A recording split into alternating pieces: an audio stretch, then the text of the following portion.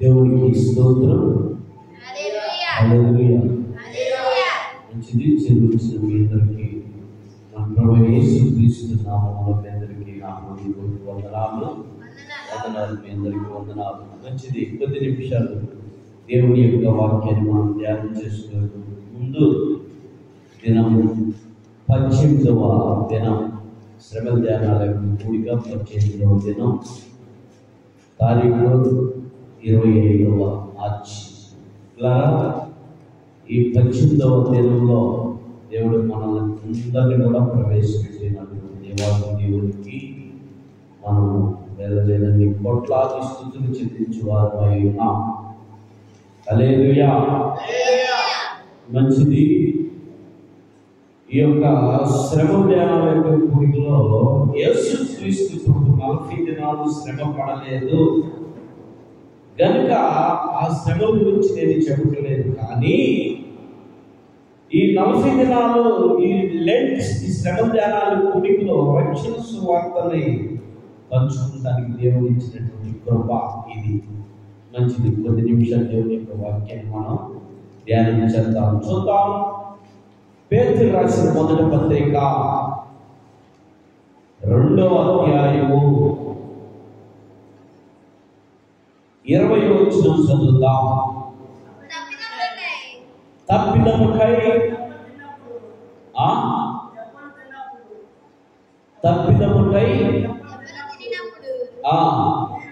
మీరు సహించిన ఎడల మీకేమి ఘనము, మేలు చేసి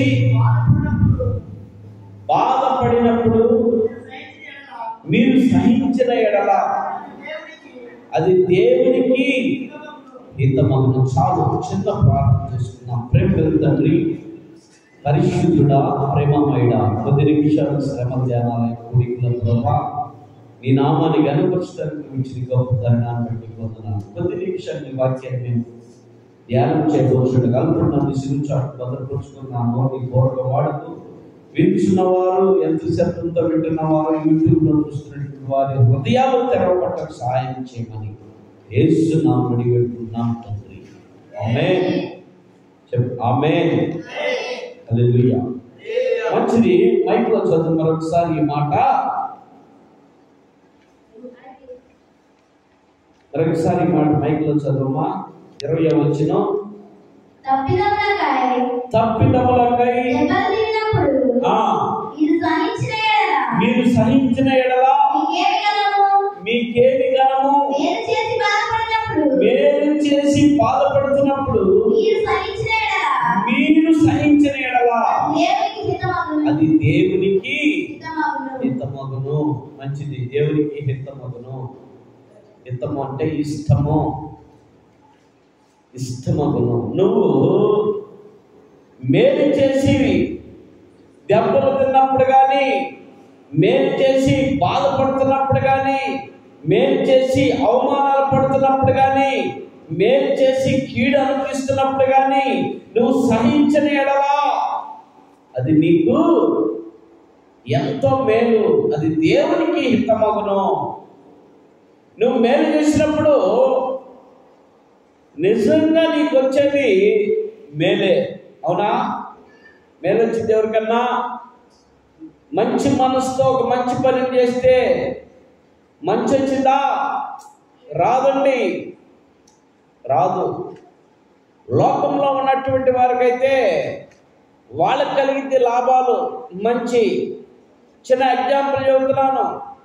త్రాగేవాడు త్రాగుపోతూ ఒకడికి ఒక బాటిల్ తీసుకొచ్చి దారా తాగుతామంటే వాడికి మేలు కదా. ఆత్మీయ స్థితిలో దేవుని యొక్క అడుగు జాడల్లో నడుస్తూ, దేవుని సంఘములో నడుస్తూ, దేవుని సన్నిధిలో ఉంటూ, దేవునికి సమర్పించుకొని నువ్వు ఏ మేలు మాట మాట్లాడినా లోకంలో ఉన్నవారికి అది కీడుగా ఉంటుంది కదా. అవునా కదా? కీడుగా ఉంటుంది. ప్రియులారా, ఆనాటి కాలంలో గాంధీ గారు చెప్పాడు ఏమని తెలుసా? ఒక చెంప మీద కొడితే మరొక చెంప చూపించమన్నాడు. ఎక్కడిదే ఆయనకి ఎలా తెలిసి ఈ మాట? ఆయనకి ఎలా తెలిసి ఈ మాట? పరిశుద్ధ గ్రంథంలో రాయబడినటువంటి మాటలో, సువార్తల్లో రాయబడినటువంటి మాటలో ప్రభువైన యేసుక్రీస్తు ప్రభువారు ఆయన వచ్చిన తర్వాత ఆయన స్వయంగా తెలియపరిచినటువంటి మాట ఇది. ఒక చెంప మీద నేను కొడితే మరొక చెంప చూపించమని. ఆనాటి కాలంలో మహాత్ముడు గాంధీ మహాత్ముడు కూడా స్వతంత్ర దినోత్సవం పోరాటానికి అనేక రకాలుగా వాళ్ళు ప్రయత్నం చేసినప్పుడు, ప్రతి ప్రయత్నం విఫలమైనప్పుడు గాంధీ గారు తెలుసుకునేటువంటి మాట, ఒక చెంప మీద కొడితే మరొక చెంప చూపించాలన్నటువంటి ఆ నివాదాన్ని పట్టుకొని పోరాడినప్పుడు వారితో కొంత సమరయోధులు భారతదేశానికి స్వతంత్రం రాగలిగింది. పిల్లలు నిజమే, ఒక మనిషి నిన్ను దూషించినప్పుడు, ఒక మనిషి నీ మీద అపనిందలు వేసినప్పుడు, ఒక మనిషి నీ మీదకి తిరుగుబాటు చేసినప్పుడు నువ్వు ఓర్చుకొని సహించగలిగితే దేవునికి హితమగును ఇష్టమగును. పిల్లారా చూడండి మాట యోబు పత్రికలో, యోబు గ్రంథంలో ఉన్నది. యోబు గ్రంథంలో సాతానుడైనటువంటి అపవాది దేవుని యొద్దకు వెళ్ళి దేవుడితో మాట్లాడుతున్నప్పుడు దేవుడు తెలియపరిచినటువంటి మాట ఏందో తెలుసా? ఓ సాతానుడా, నువ్వెక్కడి నుంచి వచ్చావు అంటే, నేను శూన్యంలో అటు ఇటు తిరుగుతూ వస్తున్నాను. ఓకే, ఇదిగో నా కుమారుడైనటువంటి యోబును ఒకసారి నువ్వు పరీక్షించివా? చూడు, ఏం చూస్తానులయ్యా, ఆయన చుట్టూ నీ కంచె ఉందిగా, నేను ఏం చేయగలను నేను అన్నప్పుడు, అయితే ఓకే, ఆ కంచి తీస్తాను, నువ్వు వెళ్ళి చూడు ఒకసారి. నమ్మకస్తుడు యోబు, నీతిమంతుడు యోబు, యథార్థవంతుడు యోబు అని దేవుడు సెలవిస్తే, భలేవాడివయ్యా, నువ్వు కంచి తీర్చోడు, నేను చూసుకుంటాను, 2 నిమిషాల్లో పడగొడతాను అన్నటువంటి మాట తెలియపరిచింది. నిజమే, సాతాను మనుషుల్ని 2 నిమిషాలు కాదండి, 2 సెకండ్లో పడగొట్టుకోగలిగింది. ఎందుకంటే ఆది అపోస్తుడైనటువంటి ఆదిలో చూస్తే, క్షమించండి, ఆదిలో చూస్తే ఆదామును అవ్వను తృప్తిలో పడేసింది. ఇది నిజమా అనేటువంటి మాట ద్వారా పిల్లారా, ఇది నిజమా అని అడగతలకి పడిపోయారు వాళ్ళు సాతాను వల్ల. ఆ రీతిలో అనుకుంది ఏబు విషయంలో కూడా అలానే అనుకుంది. ఏబు విషయంలోకి వచ్చేసింది, ఎంటర్ అయిపోయింది సాతాను. దేవుడు చూస్తూ ఉన్నాడు. ఏబుని బహుగా శ్రమలు పెడతాని స్టార్ట్ చేసింది. మొదట పొలం మొత్తం కాలిపోయి ఉండొచ్చు, రెండోది పశువులన్నీ చచ్చిపోయి ఉండొచ్చు, మూడోది బిడ్డలు చచ్చిపోయి ఉండొచ్చు. ఈ మొత్తం జరిగినాక ముగ్గురు వచ్చి 3 రకాలుగా తెలియపరిచినప్పుడు ఏబు బాధపడ్డా. ఏబో దేవుడిచ్చెను, దేవుడు తీసుకునేను. ఈ మాట భార్యతో అన్నాడు. పిల్లారా, కొంచెం మనసులో అయితే నొచ్చుకొని ఉండొచ్చామో, అయినా బయటపడలేదు. సాతానికి ఇంత కూడా రవ్వంత నలకంత చోటు ఇవ్వలేదు పిల్లారా. ఆ విషయాల్లో ధైర్యముగా ఉన్నాడు. చివరికి తన శరీరం మీదకి వచ్చేసింది సాతాను. భయంకరమైన రోగముతో పెట్టేసింది సాతాను. పిల్లారా, ఈరోజు మానవులకి రోగాలంటే, ఈరోజు మానవులకి వ్యాధులంటే, ఈరోజు మానవులకి ఉన్నటువంటి పరిస్థితిని బట్టి అపవాదైనటువంటి సాతాను వశపరుచుకొని మానవుని రకరకాలుగా హింసిస్తుంది. పిల్లారా, కారణం ఏంటో తెలుసా? వారి దురాశ వలన. పిల్లారా, మానవులకి ఆలోచన ఉండొచ్చు, పర్వాలేదు, కానీ దురాలోచనలు ఎక్కువైపోయినాయి లోకంలో. దురాలోచనతో వాళ్ళు గర్భాన్ని ధరిస్తూ ఉన్నారు. ఈ గర్భము పాపానికి సాదృశ్యమైపోతూ ఉన్నది. పాపము హృదయంలో చేరినప్పుడు పిల్లారా, గలిబిలి పరిస్థితి అయిపోతూ ఉన్నది. 91వ కీర్తనలో మధ్యాహ్నం పాడు చేసిన రోగమైనను కూడా, చూడండి, మధ్యాహ్నం ఏ రోగము పాడు చేస్తుంది మనుషుల్ని. ఆలోచించేయండి. ఈ యోగును చూస్తూ ఉన్నాడు దేవుడు. సాతానుడు మొత్తుతున్నాడో శరీరాన్నంతా క్షీణించిపోతుంది, చిలపెగులతో గీక్కునే పరిస్థితి అయినా కూడా ఏబు కదలలేదండి విశ్వాసంలో, కదలలేదండి విశ్వాసంలో. కానీ నువ్వు కదిలిపోతున్నావు.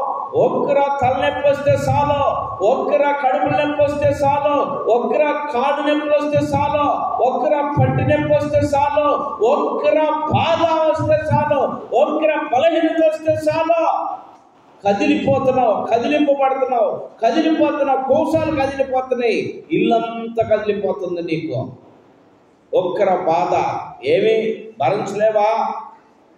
నీ దేవుని సన్నిధికి దూరం చేయడానికి నీకు ఆ బాధను తీసుకొస్తే సాతాను, నువ్వు ఇన్నిసార్లు వాక్యం వింటున్నావు, నీకు తెలుసు, జీవితం చరిత్ర తెలుసు, అపవాదం నీ మీద దాడి చేస్తుంది, ప్రార్థనగా పానీపడి చేస్తుంది, ఎట్టయినా గెలవాలనే ఉంది. దాన్ని గెలిపించకూడదు, నా ప్రభుని గెలిపించాలని నీకు తెలిసి కూడా, నువ్వు తెలిసి కూడా కదిలిపోతున్నావు. పిల్లారా, ఏమి కదల్లా. కదలటం అంటే ఏందో ఏడు నుంచి ఆడికి వెళ్తాం, ఆడి నుంచి ఏడికి వెళ్తాం కాదండు. కదలటం అంటే తన విశ్వాసంలో కదల్లా, కదిలింపబడలేకపోయింది సాతాను ఏబునే. ఏబు ధైర్యంగా ఉన్నాడు. ఏదైనా సరే, నేను మరణించినా సరే నేను నా ప్రభు కోసమే జరగాలన్నట్టు తీర్మానంతో ఉన్నాడు. పిల్లారా, చిన్న పాలిట నీ మీద, చిన్న పాలిట సాతాను వలేస్తే ఇరుక్కుపోయి గిలగిల గిలగిల చాప కొట్టుకులాడినట్టు కొట్టుకులాడిపోతున్నావు నువ్వు లోకం వల్ల. కారణం ఏంటో తెలుసా? ప్రతి ఒక్కరికి మానవులుగా ఉన్నావు, రక్త మాంసంతో ఉన్నావు కనుక శరీర బాధలు ఉంటాయి, శరీర బలహీనతలు ఉంటాయి. శరీర బలహీనతలు నువ్వు దాన్ని పెద్ద భూతత్వం పెట్టుకొని చూస్తూ దేవుని సన్నిధికి దూరముగా ఉన్నావంటే అదే నీకు పెద్ద పాపం. అదే నిన్ను ముంచేసింది, అదే నిన్ను పతనం చేసింది. గుర్తుపెట్టుకో, పతనం చేసింది. ఏబు విషయంలో కూడా పిల్లరా, ఆయన ఏబు కూడా సాతాన్నే గెలిపించున్నట్టుగైతే పతనం అయిపోయేవాడేమో. కానీ నా ప్రభు కోసం నేను జీవించాలన్నటువంటి తీర్మానం తీసుకున్నాడు. పిల్లరా, నా ప్రభు కోసం నేను జీవించాలని తీర్మానం చేసుకున్నాడు. భార్యతో అన్నాడు, భార్య వచ్చి భయంకరంగా హింసించింది, భయంకరంగా దూషించింది భర్తను పట్టుకుని, ఏబుని పట్టుకొని. ఏమయ్యా ఇలా దిక్కుమాలిన బ్రతుకుతున్నావు, ఆ దేవుడు చేసినటువంటి ఇదిగో ఎన్ని రకాలైనటువంటి బలహీనతలు నీ మీద పెట్టాడు, ఎన్ని రకాలైన భారాలు నీ మీద పెట్టాడు, ఎన్ని రకాలైనటువంటి శ్రమలు నీకు పెట్టాడు. ఇంకా దేవుడు దేవుడు దేవుడు దేవుడు అని నువ్వు ఎలాడుతున్నావు ఆయన పట్టుకొని. తిట్టి సావకూడదు అని, దూషించి సావని భార్య ఆయన దూషించి వెళ్ళిపోయింది. పిల్లారా, కానీ భార్య అన్నమాట, మనము ఎన్నో మేలులు పొందాం, మనం దేవుడి వల్ల ఎన్నో మేలులు పొందాం, ఎన్నో ఆశీర్వాదాలు పొందాం, ఎన్నో దీవెనలు పొందాం. ఈ ఒక్కర దాంట్లో ఎందుకో నమ్మకం ఉండలేదు అని భార్య పట్టించుకోకుండా వెళ్ళిపోయింది.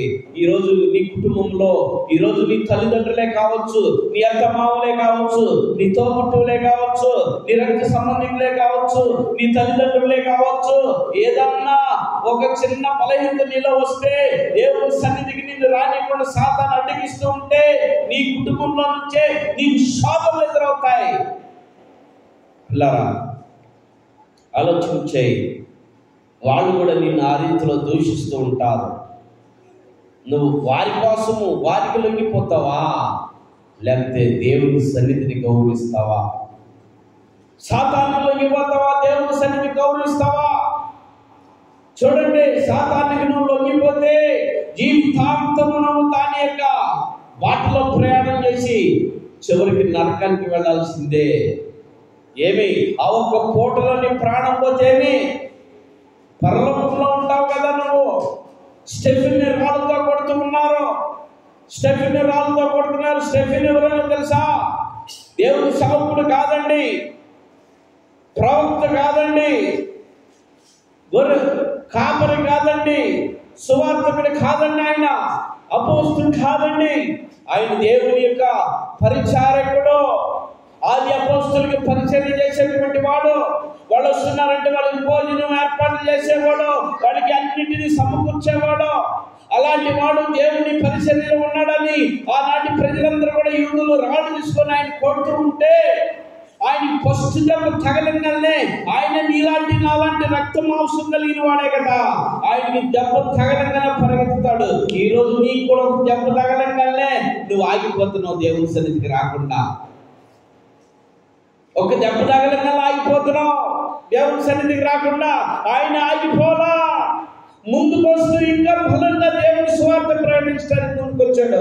దేవుని సన్నిధిని ప్రకటించడానికి, దేవుని పరిచర్య చేయడానికి ముందుకు వచ్చాడు. పిల్లారా, ఒక దెబ్బ తగలంగానే ఆగిపోతున్నావు నువ్వు. ఏం దెబ్బ తెలుసా? ఒక మాట అంటేనే ఆగిపోతున్నావు, ఒక సమస్య వస్తేనే ఆగిపోతున్నావు, ఒక బాధ వస్తేనే ఆగిపోతున్నావు, ఒక బలహీనత వస్తేనే ఆగిపోతున్నావు దేవుని సన్నిధికి రాకుండా. ఈ మాటలు నేను ఎందుకు తెలియపరుస్తున్నాను తెలుసా? ఈ 40 దినాలు ఎవరికో తెలుసా? నీకే. ఈ 40 దినాలు నీకే. నువ్వు మారటానికే, నువ్వు లొంగిపోకూడదనే, నువ్వు దేవుని రాజ్యంలో ఉండాలనే, నువ్వు సాతానికి బందీగా ఉండకూడదనే ఈ 40 దినాలు నీ కొరకే. ఈ కూడికలో నీకు చెబుతున్నాను నేను దేవుని యొక్క మాటలో. పిల్లరా, స్టెఫెన్ ఆగిపోలా, నువ్వు ఆగిపోతున్నావు. ఏదో భార్య దగ్గర నుంచి వచ్చినటువంటి ఆ మాటని ఆగిపోలేదు. పిల్లరా, భార్య దూషించింది ఏమని ఆగిపోలా, దేవుణ్ణి గౌరవించడం, దేవుని ఆరాధించడం, దేవుని కనపరచడం ఆగిపోలా. ఏమో భార్య అయిపోయింది. పిల్లారా, దేవుని సన్నిధిలో నమ్మకంగా జీవించాడు. ఏమో ఎన్నో సహించాడు, ఎన్నో బాధలు పడ్డాడు, ఎంత అవమానం ఉందాడో, ఎన్నో ఇబ్బందులు పడ్డాడు, ఎన్నో శ్రమలకు గురి అయ్యాడు. ఆ శ్రమలన్నిటిని ఓర్చుకోగలిగితే ఎవరికంటే హితమైంది? ఎవరికైందమ్మా హితం? సాతానుడు వచ్చి ఏబుతో చెబుతున్న మాట, సాతానుడు వచ్చి దేవునితో చెప్పిన మాట ఏదో తెలుసా? నేను చదివిట్లేదు, 1వ అధ్యాయంలో ఉంది, 2వ అధ్యాయంలోనే చదువుకోండి. సాతాను వచ్చి దేవుని దగ్గరికి ఏమని చెప్పిందని సాక్షి ఏబు గురించి, అయ్యో నువ్వు కంచి తీసినాక నేను ఏబుని రకరకాలుగా మొత్తేనయ్యా. ఏబు విషయంలో, నీ విషయంలో ఏబు చాలా నమ్మకస్తుడు. నేను ఎన్ని రకాలుగా మొత్తినా కూడా ఏబు లొంగలేదయ్యా. ఏబు నిజంగా నీతిపరుడేనయ్యా, ఏబు నిజంగా నీ విశ్వాసేనయ్యా, ఏబు నీ కుమారుడేనయ్యా అని సాతాను సాక్ష్యం చెప్పింది. పిల్లారా, మరి నీ గురించి ఎవరు చెప్పాలా? దేవుని సన్నిధికి నువ్వు రాకుండా చిన్న దెబ్బలో, చిన్న ఆటంకంలో, చిన్న అప్పులో, చిన్న బలహీనతలో, చిన్న శోధనలో నువ్వు ఆగిపోతున్నావు దేవుని సన్నిధికి. యేసు ప్రభు దగ్గరికి కాదు, దేవుని సన్నిధికి. యేసు ప్రభు ఎక్కడుంటాడు? దేవుని సన్నిధి. ఎక్కడైతే 2-3 కూడి నా నామం ధ్యానిస్తారో అక్కడ నేను ఉంటానన్నాడు ఆయన. నువ్వు దేవుని సన్నిధికి ఆగిపోతే దేవుడితో సహవాసం ఆగిపోయినట్టే. నువ్వు ఆగిపోతున్నావు. ఈ కూడికలు నీ కోసమే, గుర్తుపెట్టుకో. ఈ కూడికి నీ కోసమే, గుర్తుపెట్టుకో. నువ్వు చిన్న బలహీనత వస్తే అమ్మో పన్ను నొప్పి, అమ్మో కళ్ళు నొప్పి, అమ్మ తల నొప్పి, అమ్మ కడుపులు నొప్పి, అమ్మ కాళ్ళు నొప్పి, అయ్యా గ్యాస్ ట్రబుల్, ఎన్ని యాశాలు నీకు. వేషధారణ నీది, వేషధారణ బ్రతుకు నీది, వేషధారణటువంటి జీవితం నీది. వేషధారణతో నువ్వు బ్రతుకుతూ ఉన్నావు. వేషధారణతో వేషం వేసుకున్నట్టే కొద్దిసేపు ఆ ప్రార్థన అయిపోయిందని నీకు ఆ నొప్పిపోయింది, ఎట్టిపోయిందో. తర్వాత ఏదైనా మీటింగ్ పెడితే చాలు, చెవులు షాట్ అంత అయిపోతాయి, నోరు బావుడంత అయిపోయింది, వెళ్ళి లటక్కను దూరతావు ఆ మీటింగ్లో. అని రాని మాటలు అంటావు నోటితో, చూడరాని దృశ్యాలు చూస్తావు కళ్ళతో, వినరాని మాటలు వింటావు చెవుతో. పిల్లారా, ఆలోచించేయి. ప్రార్థన అయిపోతే, దేవుని సన్నిధి అయిపోతే, దేవుని సన్నిధి స్టార్ట్ అవ్వగానే, దేవుని సన్నిధి ప్రారంభించగలని కలిగితేక ఏంటో తెలుసా? నొప్పులు, బాధలు, శ్రమలు, కష్టాలు, ఇబ్బందులు అన్ని గుర్తొస్తాయి. అప్పుడు దాకా గుర్తురావు. అప్పుడు దాకా అటు ఇటు గాలిలో సాతాను తిరిగినట్టు గాలిలో తిరిగి ఆ వీధికి ఈ వీధికి, అక్కడికి ఇక్కడ, ఆ ఇంటికి ఈ ఇంటికి తిరిగి వచ్చి దేవుని సన్నిధి ఎప్పుడైతే ప్రభునందు పిల్లారని ఒక స్వరం వినపడిందో అప్పుడు ఎక్కుతావు మంచాన్ని ఎక్కి అటు ఇటు కొట్టుకులాడతావు.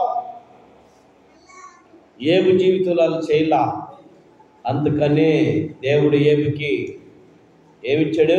మహిమ కిరీటాన్ని ఇచ్చాడు. పిల్లారా, ఈ లోకంలో నువ్వు ఏ కిరీటం కావాలని కోరుకుంటున్నావు? లోక కిరీటం కావాలనుకున్నావా? పదవులు కావాలనుకున్నావా? మహిమ కిరీటాన్ని పొందుకో. మహిమ కిరీటం, మహిమలో ఉంటావు, ప్రభు పక్కనే ఉంటావు, ప్రభు రాజ్యంలో ఉంటావు.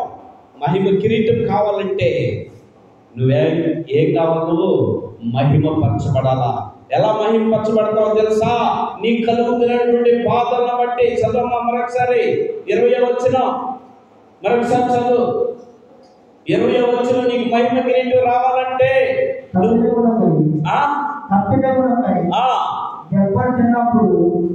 కింద పెట్టి చదువు. వాయిస్ అర్థం కావట్లా. ఇది మైక్ కింద. మీరు సహించిన ఎడల మీకేమి గణము? మేలు చేసి బాధపడుతూ ఉన్నప్పుడు మీరు సహించిన ఎడల అది దేవునికి హితముగా ఉండను. నువ్వు మేలు చేసినప్పుడు, నువ్వు బాధపడుతూ నువ్వు దాన్ని సహించుకుంటే, నువ్వు మేలు చేసావు, దేవుని సన్నిధికి రా అని పిలిచావు, దేవుని సన్నిధికి వెళ్ళాలి మనం అన్నావు, ఇంట్లో చెప్పావు, అది మేలైన మాట. ఇంట్లో వాళ్ళు నిన్ను తిరస్కరించి, ఇంట్లో వాళ్ళు నిన్ను హేనంగా చూసి, ఇంట్లో వాళ్ళు నిన్ను అనరాని మాటలంటే నువ్వు ఓర్చుకొని నువ్వు రాగలిగితే దేవుని సన్నిధికి అది దేవునికి హితమగును. ఈయన ఆదిత్యలో ఓర్చుకోగలిగాడు గనక మహిమ కిరీటం ఇచ్చాడు. నువ్వు ఓర్చుకోగలిగితే మహిమ కిరీటం నీకు. నోరుతో ఎదురు తిరిగి మాట్లాడితే ఏమైపోతే నువ్వు కూడా ఫెయిల్ అయిపోతావు. నీ జీవితం కూడా ఫెయిల్ అయిపోయింది. పిల్లారా, ఆలోచించాయి. నువ్వు ఓర్చుకోవాలా. నువ్వు ఓర్చుకొని నువ్వు ఎలా ఉండాలా? ఓర్చుకోవాలా. మేలు చేస్తే నీకు వచ్చేది ఏందో తెలుసా? కీడే. నా పిల్లల చాలాసార్లు వాక్యం ఉంది, యెషయా గ్రంథంలో ఉంది, కొన్ని పుస్తకాల్లో ఉంది. మేలు చేసి కీడు అనుభవించు, నీకు మేలు. కీడు చేసి మేలు అనుభవించబాకు. కీడు చేసి మేలు అనుభవించే వాళ్ళు చాలా మంది ఉంటారు. చాలా మంది ఉంటారు. ఒకరు నోటికాడ ఉద్యోగం కొట్టేసి, ఒక నోటికాడ ఫుడ్ కొట్టేసి, ఒకటి రావాల్సిన ఆశీర్వాదాలు రానికుండా చేసి వాళ్ళు నవ్వుకుంటా ఉండేవాళ్ళు చాలా మంది ఉంటారు. అలా చేయొద్దు నువ్వు. వాళ్ళంతా లోకస్తులు, లోకములో సంచరించే వాళ్ళు అలాంటి పనులు చేసేది. నువ్వు యేసుని నమ్మిన ఎడల, యేసుతో సహవాసం చేసిన ఎడల, యేసుని నీ సొంత రక్షకుడిగా అంగీకరించిన ఎడల నువ్వు మేలు చేసి కీడు అనిపించడానికి ఇష్టపడు. నువ్వు మేలు చేస్తావు, నిజమే. నీకు వచ్చేది ఏంటో తెలుసా? ప్రతిఫలం కీడే, అవమానాలే, నిందలే, అపహేళనలే. నా జీవితంలో ఎన్నోసార్లు ఇక్కడ తోటవారిపల్లి మీద మన ఇందిరా కాలనీలో నేను ఏది మేలు చేసినా నాకు అది వెంటనే రివర్స్ అవుతా ఉండేది కీడుగా. అయినప్పటికీ నేను ఓర్చుకుంటూ నా ప్రభువుకి అప్పగించేవాడిని. పిల్లారా, నా ప్రభువుకి అప్పగించేవాడు. నేను నా ప్రభు చూసుకుంటా ఉండేవాడు. నేను ఓర్చుకోగలిగాను కాబట్టి నా ప్రభు చూసుకుంటాడు. పిల్లారా, నీ జీవితంలో కూడా నువ్వు మేలు చేస్తే ఏం చేయాలా? ఓర్చుకోవాలా. ఓర్పుందా నీలో? ఓర్పుందా? సహనముందా? దీర్ఘశాంతముందా? దేనికోసం నువ్వు మాటకి మాట తోలుతున్నావు? దేనికోసం నువ్వు దేవునికి వ్యతిరేకంగా దూషిస్తున్నావు? ఒక మాట అన్నారంటే ఆ మాటను ఓర్చుకోగలిగితే నీకు దేవుని యొక్క ఆశీర్వాదం ఉంటుంది. నువ్వు దేవుని నమ్మి నీ సొంత రక్షకుడి అంగీకరించి మారు మనసు మీద బాప్తిసం పొంది బలారాధన చేయవేస్తూ నువ్వు దేవుని సన్నిధికి రాకుండా ఉంటే నీ జీవితంలో పెద్ద శాపమైనటువంటిది గుర్తుపెట్టుకో. ఆదియందు వాక్యము నేను, వాక్యము దేవుని యందు నేను, వాక్యమే దేవుడే నేను. ఆ వాక్యము నిన్ను వెన్నీకుండా చేస్తున్నప్పుడు సాతానుడికి నువ్వు లొంగిపోయి దేవుని సన్నిధికి రాయకుండా, దేవుని ఆరాధించకుండా, దేవుని మహింపరచకుండా నువ్వు ఇంటికాడ నీ ఇష్టానుసారమైన జీవితం జీవిస్తున్నావు చూడు, నీ ఇష్టానుసారమైన బ్రతుకుతున్నావు చూడు, అది దేవుని మీదకి ఉగ్రత తీసుకొస్తాడు. గుర్తుపెట్టుకో, ఉగ్రత తీసుకొస్తాడు. దాన్ని ఒక ఉపమానం చెప్పి నేను ముగిస్తాను. మోషేని పంపించాడు దేవుడు ఫరో దగ్గరికి, ఐగుప్తు దేశంలో. మోషే చెప్పాడు ఫరోకే, నన్ను పంపించాడయా ఈ ప్రజలందరినీ నడిపించడానికంటే. మోషేని ఏం చేశాడు తెలుసా? ఫరో ఎగతాళి చేశాడు.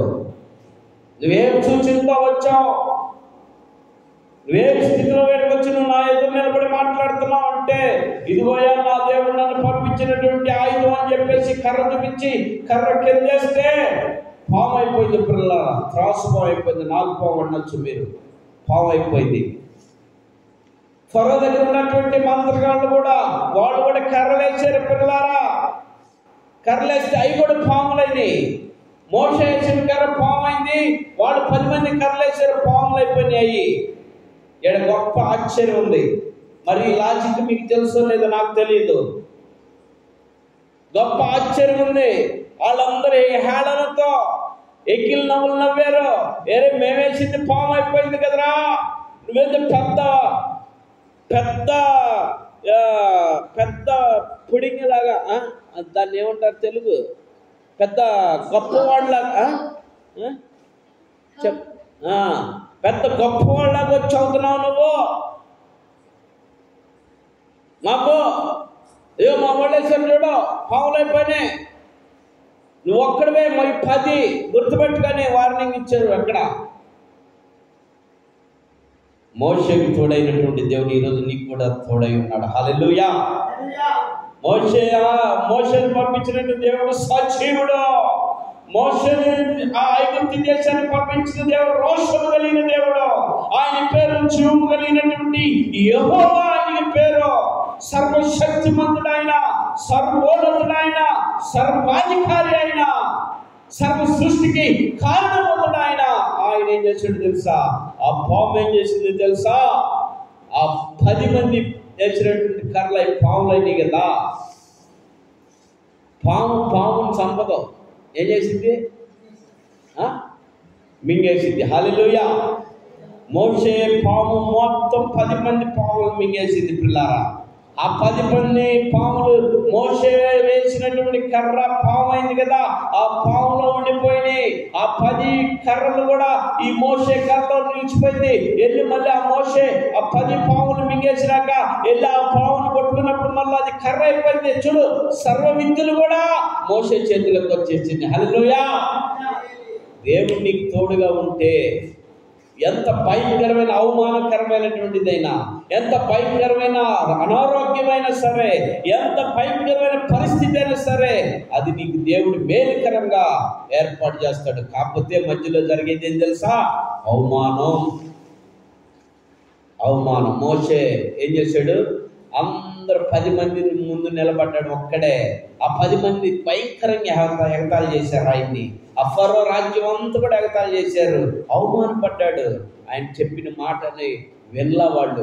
మేలు చెప్పాడు, నన్ను పంపించాడయ్యా దేవుడు నా ప్రజల్ని తీసుకెళ్తాను, కానీ మేలుకరమైన మాట చెప్తే వాళ్ళు దూషించి అవమానపరిచి బాధ పెట్టారు కనుక ఆయన ఓర్చుకోగలిగాడు. ఓర్చుకున్నాడు. ఆయన ఓర్చుకోబట్టి దేవుడికి హితమైంది. ఆ హితమైనందువల్ల 10 మంది పావులను మింగేసింది దేవుడు. హల్లెలూయా. ఆ శక్తిని ఇచ్చాడు. పిల్లరా, నీ జీవితంలో కూడా అదే దేవుడు చేయబోతున్నాడు. నువ్వు ఓర్చుకోగలగాల. ఎలాంటి బాధ అయినా నీకు వస్తే దేవుడి సన్నిధికి రానియకుండా అప్పుడే నిన్ను పెను దెయ్యం నిన్ను పట్టుకొని కుటుంబం ద్వారా కావచ్చు, బంధువుల ద్వారా కావచ్చు, భార్య ద్వారా కావచ్చు, భర్త ద్వారా కావచ్చు, పిల్లల ద్వారా కావచ్చు, ఏదో ఒక అపవిత్ర ఆత్మ నిన్ను పట్టుకొని దేవుడి సన్నిధికి పానీయకుండా ఆటంకపరుస్తూ ఉంటే ఆ బాధకి, ఆ బలహీనతకి, ఆ అవమానానికి, ఆ శ్రమకి, ఆ నిందలకి నువ్వు సహించి దేవుని సన్నిధికి రా. అవి వాటన్నిటి దేవుడికి విజయంగా ఇవ్వబోతున్నాడు. ఈ రాత్రి ఈ మాటలు విన్నా నువ్వు దేవుని సన్నిధికి నువ్వు వాక్కున్న దేవుని సన్నిధిలో బలపడు. ఆయన రక్తంలో కడగబడ్డా నువ్వు బలపడు. ఆయన రక్తంలో కడగబడకుండా ఇంకా నువ్వు ఉంటే ఆయన రక్తంలో కడగబడటానికి సిద్ధపడు. దేవుడి మాటలు దీవించును గాక. ఆమేన్.